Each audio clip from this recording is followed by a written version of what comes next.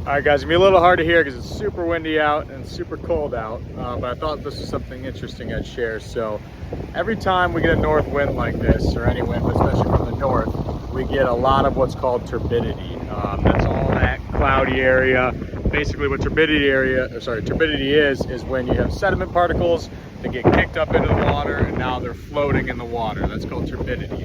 What's really funny that I think is when we do all these permits, there's crazy requirements for turbidity.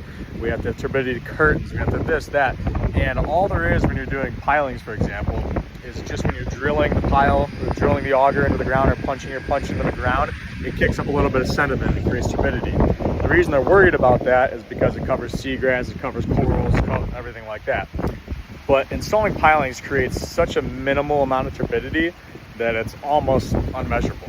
And then every time we get a wind, which is very common this time of year, just like this, it turns into a milky mess, just covering everything, tons of turbidity. So it's one of those things where I think they really look at something so small and make a huge deal out of it, but nonetheless, an issue we have to deal with when we're doing permits to make sure we're meeting all the requirements to get your permits approved as fast as possible.